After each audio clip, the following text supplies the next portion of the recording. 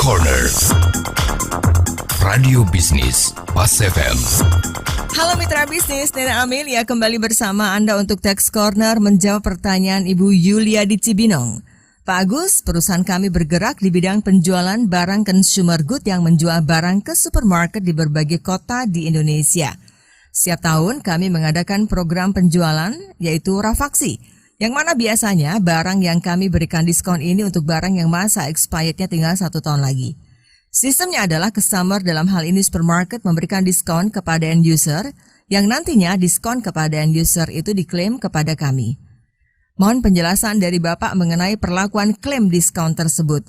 Sebagai informasi, mereka tidak mau dipotong PPh 23 sebesar 2% dan tidak mau menerbitkan e-faktur PPN atas transaksi program penjualan tersebut.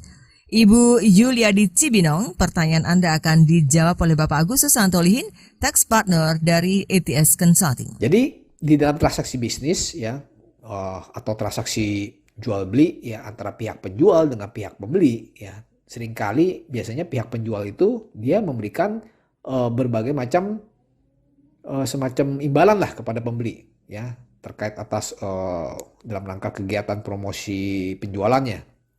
Nah, memang ada istilahnya imbalan-imbalan itu ya yang diberikan itu sangat variatif ya. Jadi misalkan seperti apa? Misalkan dalam bentuk diskon ya atau istilahnya fixed rebate ya atau misalkan istilahnya bonus atau komisi atau rafaksi ya seperti itu biasanya dalam transaksi jual beli ya. Nah, untuk pemberian imbalan ini ya memang pasti berdampak ya, ada implikasinya karena masing-masing imbalan ini variatif tentunya implikasi pajaknya juga beragam ya, yang mana seringkali ya itu menjadi objek sengketa ya antara wajib pajak dengan pihak otoritas pajak ya, karena seringkali berbeda persepsi ya, karena ada perbedaan perlakuan ya atas imbalan yang mana perlakuan pajaknya tentu berbeda seperti itu. Nah, tapi kalau kita lihat di aturannya di SE 24 tahun 2018 ya, di situ lebih memberikan kepastian kepada wajib pajak dan otoritas pajak. Yang mana yang sebelumnya itu lebih sering bersengketa ya sampai pengadilan pajak karena ketidakjelasan ya. Ketidakpastian ya status imbalan dan implikasi pajaknya seperti apa. Tapi memang semenjak ada SE 24 ya itu lebih menegaskan ya perlakuan atas imbalan-imbalan kepada pihak pembeli seperti itu. Nah, memang kalau si penjual kan pasti kan dia seringkali memberikan kompensasi ya, kompensasi berupa uang ya atau berupa barang atau juga dia bisa berikan semacam diskon ya pengurang kewajiban kepada pembeli. Nah, tujuannya apa? Tujuannya yang pasti kan dia kan menanggung resiko nih ya, menanggung resiko atas misalkan terjadi fluktuasi harga ya seperti itu. Atau karena misalkan ada keterlambatan pengiriman barang ya atau juga memang ada program penjualan ya atas perintah si penjual. Ya, yang mana ini bisa menimbulkan kerugian bagi si pembeli ya, yang mana statusnya itu bisa berupa distributor maupun dia sebagai retail seperti itu. Nah, jadi misalkan begini, misalkan atas perintah penjual ya, pihak distributor atau retail dia memberikan fasilitas misalkan cicilan bunga 0% kepada konsumen akhir. Nah, dalam kasus ini secara keseluruhan kan tidak terjadi kerugian kepada pembeli yang mana statusnya si distributor atau retail. Jadi pembeli hanya terpaksa membayarkan beban bunganya terlebih dahulu ya.